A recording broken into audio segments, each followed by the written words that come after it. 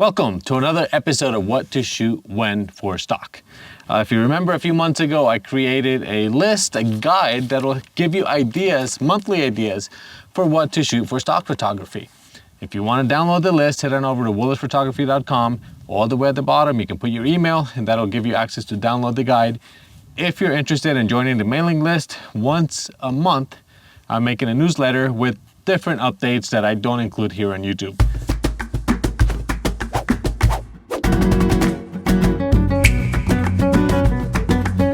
It's actually not August. It's one that I started planning in June. It was a shoot for July, but it didn't happen until last week. But it doesn't matter because a lot of these are just ideas, they're guides. You can shoot these anytime. There's some that are more specific, like Halloween. I've been selling a lot of Halloween photos. I've been selling a lot of winter photos. Those are very specific to the season. But things like this one for this video, which is World Teachers Day, you can shoot that anytime, and chances are you're gonna be selling those throughout the year. So this was cool. It was a little bit more difficult because we had a lot of schedules to juggle.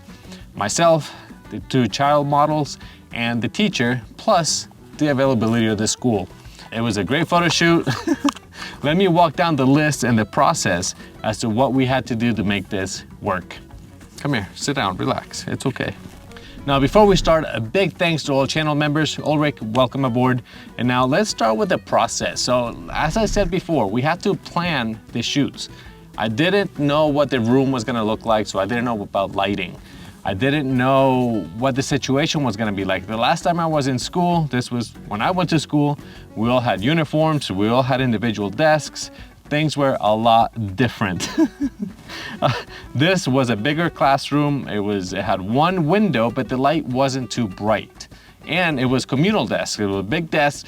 The whiteboard is digital. I've never seen that before in my life. That shows you when the last time I was in a school was.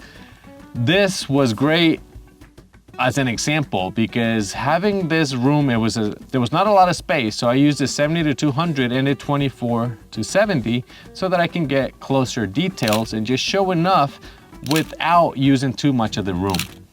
As far as lighting, like I said, it was kind of dark and people are moving, I'm moving, I'm hand holding, so you want to freeze the action. I used 2 speed lights, one with a big bubble looking diffuser which sends light everywhere, which was perfect, and one from behind as a rim light, as a backlight, just to make things pop a little bit. Great setup, 2 speed lights, max shutter speed, 200th of a second, and I played with the aperture and the ISO to balance everything else out. Simple, nothing complicated, a big balloon thing, you put it in the middle of the room, and no matter where you go, you're gonna get even lighting. Now, as far as the models, we used 2 children. You could borrow children from friends or family. And these were great models. They're very good kids. Right out of the box, we got to get them happy and willing to do this. I had asked for plain t-shirts or plain clothing, nothing with logos or stuff like that. But they had their own ideas. The kids liked what they were wearing, and it was easier to let them wear their own clothing, things that they wanted to wear, and Photoshop whatever logos I needed to Photoshop out, rather than change the mood and make things go downhill quickly. When the kids are happy, take advantage of that and do more in that same style. So that's what we did here.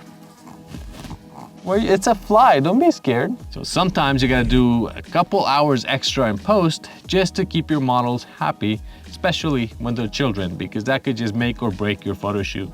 This was about an hour, it took about an hour. I got over 100 images that already have been accepted. So that was a great start to this photo shoot. Another thing I found with working with children is that they're spontaneous. They'll go from one thing to another and things that are interesting to them. So go with that.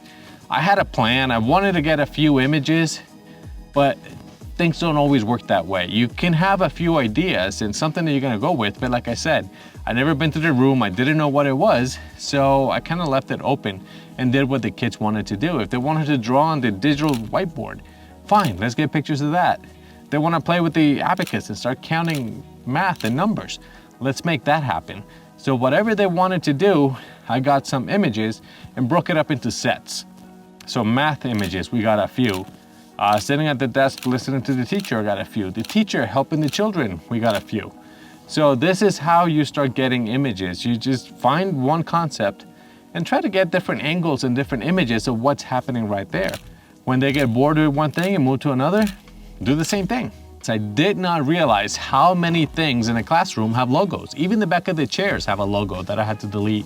The markers, the pens, things in the background, even the calendar in the back of the wall had a logo and a drawing. So you have to eliminate all that before you can try to sell that photo commercially. Bambi, it's a fly, it's okay. Don't be scared. When she was a puppy, she got bit in the belly by a fly, and now every time there's a big fly flying, she freaks out. That's what's happening. Now, processing these images was fairly simple. I just went to Lightroom first, did all my major tweaks, then exported them into Photoshop, and that's when I deleted all of the logos and everything else. I know Lightroom has a new AI feature to delete, remove objects. Technically, for stock, you're not allowed to use any AI. So I took them into Photoshop and did it the old-fashioned way with cloning and cloning tool, the clone and stamp tool. It took a lot longer, but I don't want to get my account canceled because I'm using AI tools. So again, there's ways to do this manually. I knew going into it that I was going to be doing this because of the t-shirts. I just didn't realize how many things in the background have so many other logos and so many other things there, but we made it work. Now, as far as the model releases, I made a video years ago, using the Shutterstock email thing. That went away a year ago or so. Now I'm using Easy Release. That's an app. This is not sponsored. I bought the app. I think it was like $10 or $15, and unlimited releases, and all of the agencies take this release, including Getty. So you just take your phone, you put the information there. The parent of the kids was there. Their dad was there, so he signed everything. And you do everything from your phone or from your tablet. Super easy to get model releases nowadays. You can email it to the model and to yourself. And I also took advantage of that and made a quick stock video of him signing the model releases. So, take advantage of everything that you're doing and make more stock photography, stock videography, whatever you can do to increase your portfolio size. All right, now look, I understand that this photo shoot was meant to be for July, and that is totally fine. Like I said at the beginning, these photos can sell at any time. Some of these holidays in the calendar are more specific, but things like this can sell anytime. There's other ideas here as well, and if I can borrow another child, then maybe I'll get some more photos. But something like America Recycles Day. Recycling pictures are gonna sell any time of year, but that's an idea that's in my list. Peanut Butter Lovers Day, peanut butter recipes, anything with peanut butter, that could sell at any time. So these are basically ideas to make photo shoots. And if you could do one photo shoot like this one I showed you every week, that's 100 photos a week, 200 photos a week. You're gonna be well ahead and on your way to a good, solid stock photography portfolio that should be generating you some income. But you have to treat this like a job. Like I said, there's tons of ideas in this list, 20 ideas a month or better, and I'm planning on updating some of these and giving you more. But like I said, completely free. Go to wollertzphotography.com, put your email there, and you'll get access to the list. If I get some more photos with the recycling and the peanut butter thing, I'll include them here at the end. Thank you very much for watching. I hope this was helpful and kind of give you a little idea of what this photo shoot looks like and all the steps that you have to do to get images for stock. Thank you very much for watching. Don't forget to like and subscribe, and I will see you guys in the next video. Bye. Goodbye.